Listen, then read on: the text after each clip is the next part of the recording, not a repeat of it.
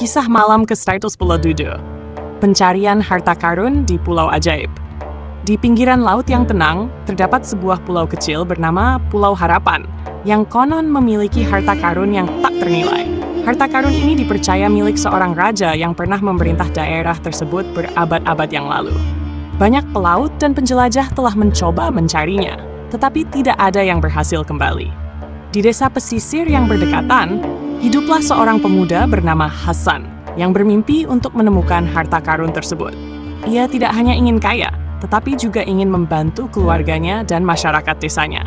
Suatu malam, setelah mendengar legenda dari seorang pelaut tua, Hasan memutuskan untuk memulai petualangan.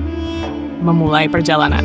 Dengan semangat membara, Hasan mempersiapkan perahunya, mengisi bekal makanan dan air, serta membawa peta kuno yang menggambarkan lokasi pulau tersebut. Sebelum berangkat, ia mengucapkan selamat tinggal kepada ibunya dan berjanji untuk kembali membawa kabar baik. Setibanya di pulau, Hasan terpesona oleh keindahan alamnya. Hutan lebat, pantai berpasir putih, dan suara ombak yang berdesir menciptakan suasana magis.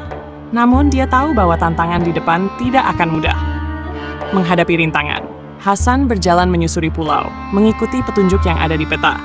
Di tengah perjalanan, ia menghadapi banyak rintangan, sungai yang deras, tebing curam, dan tanaman berduri yang tajam.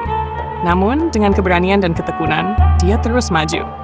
Setelah berhari-hari menjelajahi pulau, Hasan tiba di sebuah gua besar yang gelap dan menakutkan. Menurut peta, harta karun itu tersembunyi di dalam gua ini.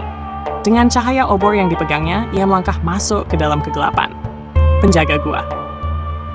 Di dalam gua, suasana semakin mencekam. Hantu-hantu yang menggigil berlarian di antara bayangan, menciptakan suara gemerisik yang membuat bulu kuduk Hasan merinding. Namun, di tengah kegelapan, ia melihat sosok besar dengan mata bersinar. Penjaga gua. Sosok ini terlihat menakutkan dengan tubuh besar dan suara yang menggelegar. "Siapa yang berani masuk ke wilayahku?" tanya penjaga dengan suara yang dalam dan menggema. Hasan meski takut menjawab dengan percaya diri, "Aku Hasan dan untuk mencari harta karun yang telah lama hilang." Ujian keberanian penjaga gua tersenyum sinis. Untuk mendapatkan harta karun, kau harus melewati ujian keberanian. Kau harus menghadapi ketakutan terbesarmu di dalam gua ini.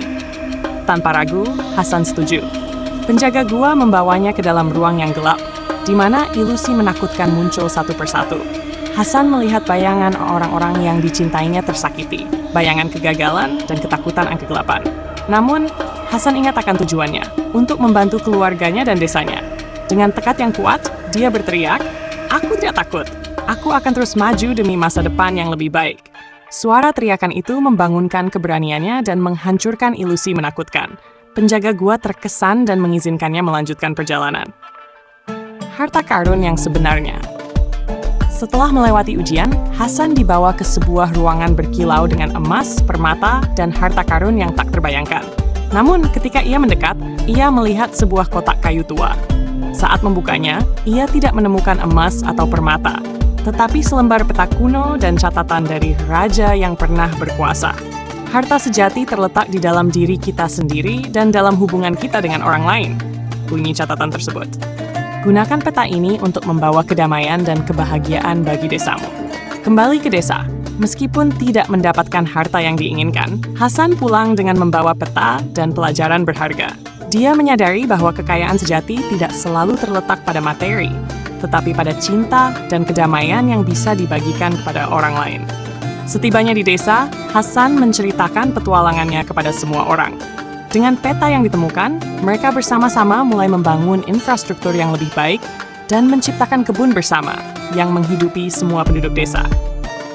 Akhir cerita.